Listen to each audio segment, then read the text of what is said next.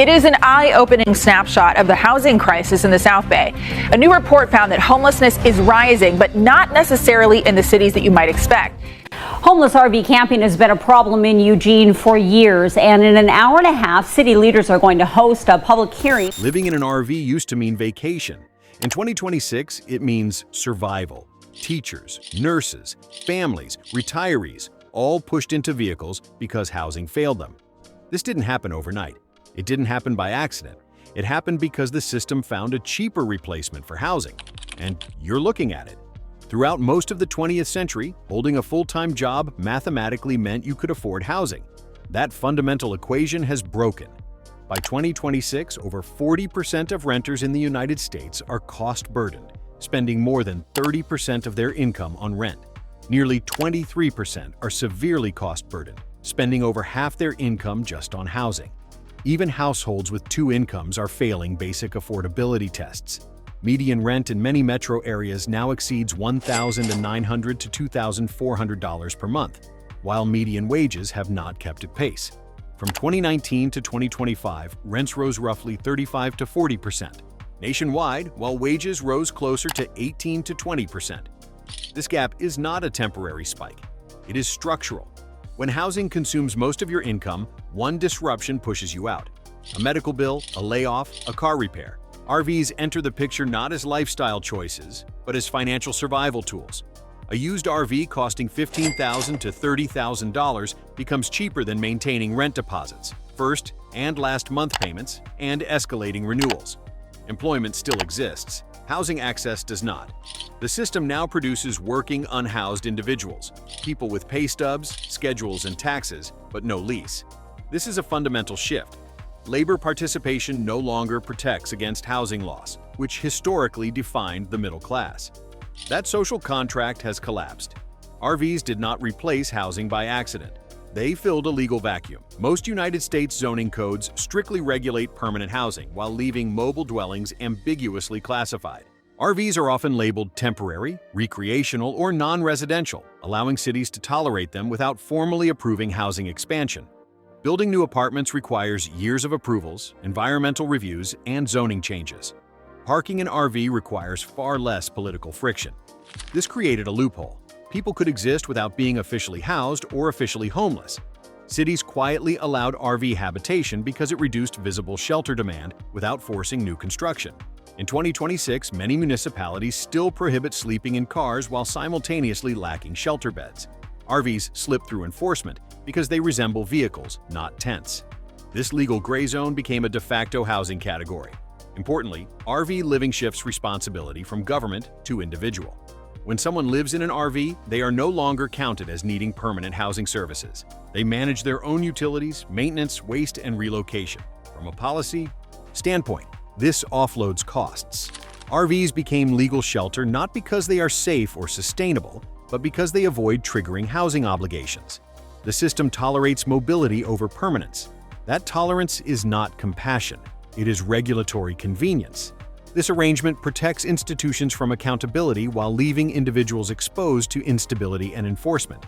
Housing loss did not only happen through rent increases, it happened through policy pressure. Cities raised property taxes, inspection requirements, and insurance mandates, especially on small landlords. Many landlords passed costs onto tenants or sold properties altogether. Between 2020 and 2025, tens of thousands of small rental units disappeared as owners exited the market. These were often the cheapest apartments, older buildings, duplexes, and mom-and-pop rentals. When those units vanished, tenants were not displaced by eviction notices alone, but by non-renewals and renovation exits. Code enforcement also intensified. Cities increased inspections for occupancy limits, parking compliance, and zoning violations.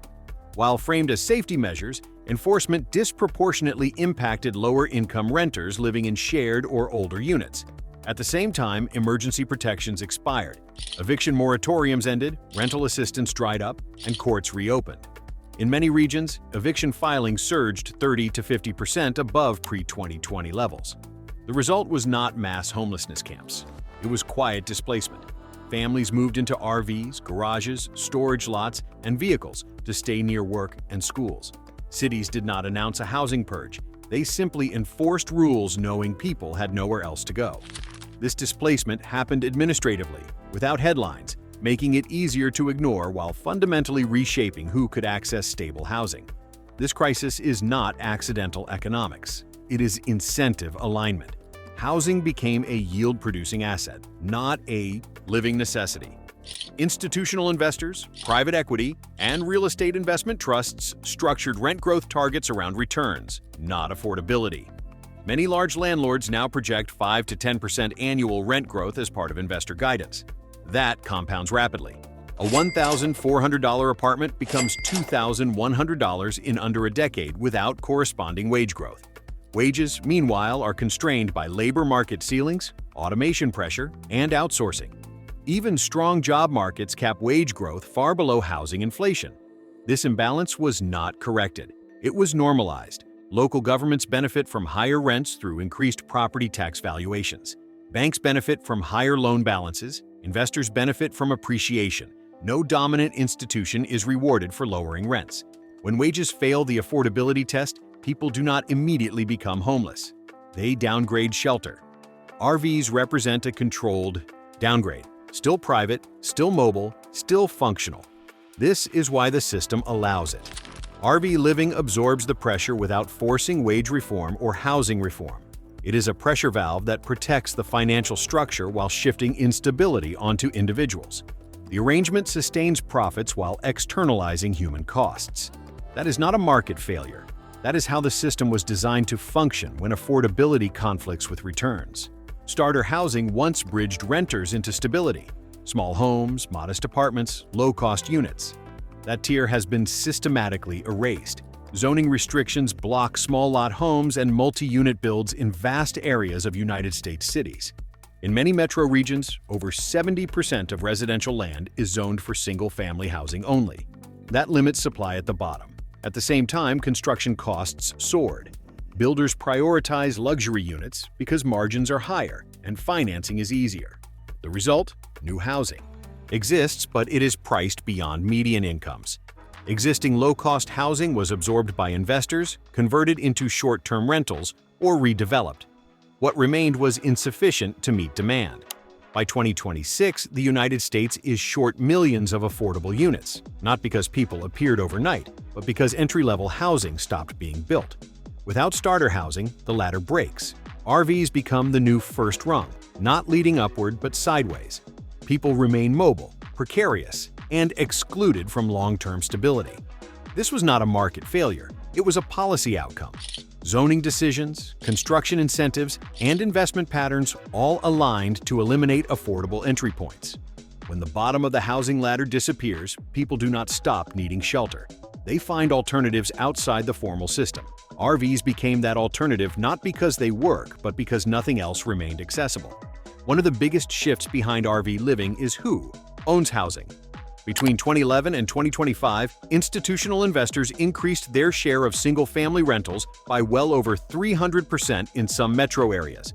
In certain cities, investors now account for 25 to 40% of rental homes. Unlike local landlords, corporations operate on portfolio logic. Individual tenant stability is irrelevant compared to yield, occupancy metrics, and asset appreciation.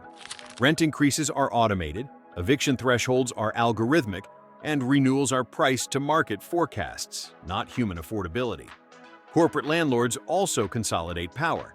When a handful of firms control thousands of units, tenants lose leverage. Moving no longer creates competition among landlords because the same entities own multiple properties across regions.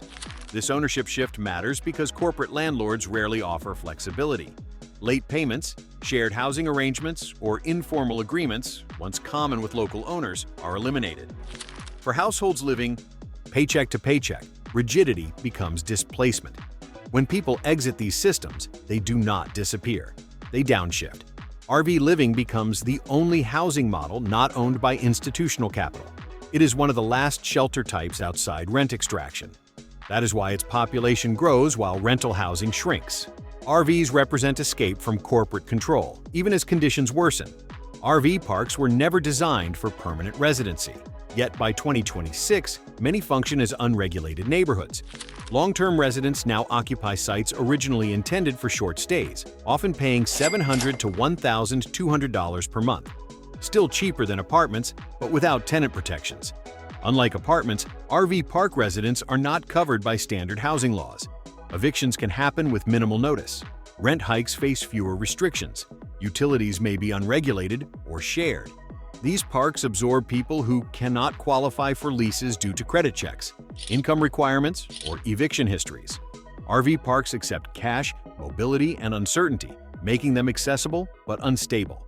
Crucially, cities rely on these parks to absorb housing pressure without expanding infrastructure. RV parks require less water capacity, fewer services, and minimal political attention. They exist outside public housing conversations while serving housing functions.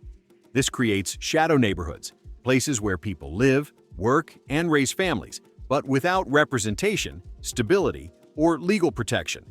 They are invisible housing zones that allow the crisis to persist quietly. These spaces function as informal housing of last resort. They bridge the gap between traditional shelter and complete displacement, but they do so without safeguards. Residents exist in legal limbo, vulnerable to sudden displacement, while providing essential housing continuity. RV living reduces public responsibility. Permanent housing triggers demands for schools, roads, utilities, policing, and long-term planning. RV residents, by contrast, are transient by classification, even when they stay for years. Cities avoid expanding services because RV dwellers are not officially permanent. They pay fewer local taxes, require fewer registrations, and do not vote as a unified housing block. This makes them politically inexpensive residents. Additionally, RV displacement is easier. If enforcement tightens, cities can move people without court proceedings, relocation plans, or housing guarantees. Mobility becomes a feature, not a flaw, from an administrative standpoint. Some municipalities quietly zone RVs out of visibility while allowing them to exist elsewhere. This maintains appearances without solving root causes. In effect, RV living becomes outsourced housing policy. Cities manage optics, not stability. The system favors short-term management over long-term solutions. This arrangement suits municipal budgets. RV dwellers require minimal infrastructure. Investment while creating minimal political pressure. They remain outside formal housing counts, invisible in planning documents, and easy to relocate when visibility becomes problematic. The system treats their presence as temporary even when duration extends for years. This allows cities to avoid confronting housing shortages while maintaining the appearance of control. The cost savings are immediate. The human cost is deferred and dispersed. Traditional poverty metrics rely on addresses, leases, and utility records. RV living disrupts those metrics. People may be employed, insured, and functional, yet lack permanent shelter. This creates mobile poverty. Individuals who are economically active but structurally excluded. They move to avoid enforcement, chase jobs, or access utilities. This mobility fragments healthcare, education, and employment continuity. Children struggle with school enrollment. Adults face difficulties with mail, banking, and documentation. Medical care becomes episodic. None of this appears in standard homelessness counts. Mobile poverty is cheaper to ignore than traditional homelessness. It lacks visible camps and formal claims, but it produces long-term instability, stress, and downward mobility. RVs mask poverty by making it movable. That makes it easier for the system to tolerate. This form of poverty operates below official visibility. Families maintain employment and routines while living in vehicles, making them invisible to services designed around fixed addresses. They exist between categories, not homeless enough for shelters, not stable enough for traditional housing programs. The result is isolation. Mobile poverty separates people from community institutions, support networks, and civic participation. It creates a population perpetually in motion, never quite settling, never quite qualifying for assistance. This invisibility is not accidental. It serves systems that prefer problems they do not have to count. When housing shortages worsened, policy responses shifted away from assistance toward control. Instead of building housing, cities expanded parking bans, time limits, and vehicle ordinances. Funding flowed into enforcement, tow trucks, citations, surveillance, and sweeps, rather than shelters or affordable construction. These measures do not solve housing loss. They simply relocate it. People cycle between zones, fines accumulate, and vehicles break down. Once an RV is impounded or disabled, individuals fall into deeper crisis. Enforcement accelerates collapse rather than preventing it. This approach treats RV living as a violation instead of a symptom. It criminalizes survival without offering alternatives. By 2026, enforcement became the default housing policy, not because it works, but because it avoids addressing structural failure. Enforcement is visible action that requires no long-term commitment. It generates activity without solving problems. Politicians can demonstrate responsiveness while avoiding the costs of actual housing creation. Law enforcement budgets expand while housing budgets stagnate. The human cost is escalating instability. Each citation, each tow, each relocation degrades vehicles and exhausts resources. People lose employment when vehicles are impounded. Children miss school during relocations. Medical continuity breaks. Yet enforcement continues because it creates the appearance of management. The crisis persists, but it moves, and movement creates the illusion of control. RVs did not become popular because they are ideal. They became popular because they are temporarily affordable. In 2026, the upfront cost of a used RV often ranges from $12,000 to $30,000, while moving into an apartment can require $6,000 to $10,000 just to start, when deposits, first and last rent, application fees, and moving costs are included. Monthly RV expenses, fuel, insurance, site fees, and maintenance can still total $800 to $1,500. But those costs are flexible. Rent is not. When income drops, RV dwellers can relocate, downgrade locations, or temporarily boondock. Renters cannot renegotiate leases at that speed.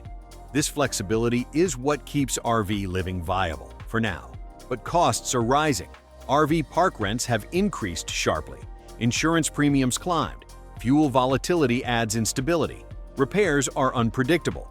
What looks cheaper is actually risk-shifted. The affordability of RV living exists only because it transfers risk from institutions to individuals. When something breaks, there is no landlord. When prices rise, there is no protection. RVs are not cheaper housing.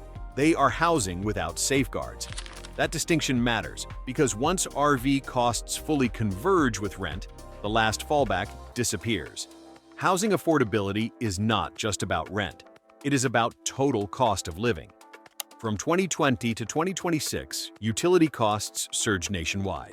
Electricity rates rose sharply in many states. Water and sewer fees increased. Trash, parking, and local surcharges multiplied. These costs disproportionately hit renters. Unlike homeowners, renters cannot offset increases with long-term fixed mortgages or tax deductions. Utility bills became unpredictable, especially during extreme weather events that now occur more frequently. For many households, utilities pushed total housing costs beyond survival thresholds. A rent that once consumed 30% of income ballooned to 45% once utilities were included. That margin collapse forced people to exit traditional housing, not because rent alone was unaffordable, but because the total package was. RV living externalizes utilities. Power becomes optional through generators or solar. Water usage becomes minimal. Waste is self-managed. These reductions are not comfortable, but they are controllable. When systems price people out indirectly, they do not appear to cause homelessness. They simply make fixed housing untenable. RVs absorb that pressure quietly, making utility inflation an invisible driver of displacement. This indirect pricing matters because it shifts blame. Landlords can claim rents are stable while total costs explode. The displacement appears voluntary rather than forced. This crisis is often framed as affecting single adults. That is misleading. By 2026, families with children and seniors on fixed incomes increasingly rely on RV living. Retirees saw housing costs rise while Social Security adjustments lagged behind real inflation. Downsizing from apartments or homes into RVs became the only way to stay solvent without re-entering the workforce. Families face different pressures. Childcare costs, healthcare expenses, and education disruptions collide with housing instability. RV living becomes a compromise to keep children enrolled in the same schools or close to employment hubs. This is not transient living. It is survival continuity. Parents choose RVs to preserve routines, even as living conditions degrade. Because these households do not fit traditional homelessness definitions, they are excluded from aid. They are housed enough to be ignored, but unstable enough to be constantly at risk. The RV population now includes demographics the system was never designed to fail. That is what makes the shift dangerous. When families and seniors enter RV living, it signals systemic collapse, not individual failure. These are populations traditionally protected by social safety nets. Their displacement reveals how thoroughly those protections have eroded. Children growing up in RVs face developmental challenges. Seniors face health risks, yet services remain designed for traditional housing models. RVs were supposed to be stopgaps. In reality, they became long-term housing for hundreds of thousands of people. Temporary solutions turned permanent because there was nowhere to transition to. Housing shortages persisted year after year. Waiting lists grew. New construction failed to target affordability. As a result, RV dwellers stayed put, not by choice, but by exhaustion. What changes when temporary becomes permanent is where vehicles degrade, systems fail, health suffers, children grow up without stability, aging adults face mobility and medical risks. Yet policy never adapted. RV residents are still treated as transient, even when they have lived in the same place for years. This mismatch creates legal and social invisibility. A housing system that relies on temporary solutions indefinitely is no longer a system. It is a stall. The permanence of temporary housing creates unique problems. RVs were not built for year-round habitation. They lack insulation, structural durability, and space for long-term living. Yet people have no alternative. This mismatch between design and use accelerates breakdown. Repairs become constant. Replacement becomes unaffordable. People sink resources into maintaining unsuitable shelter because no suitable options exist. The temporary becomes permanent not through adaptation but through abandonment. The system offers no pathway out, so people remain trapped in degrading conditions. Language changed before policy did. RV living was reframed as alternative, minimalist, or voluntary. This reframing shifted responsibility away from institutions and onto individuals.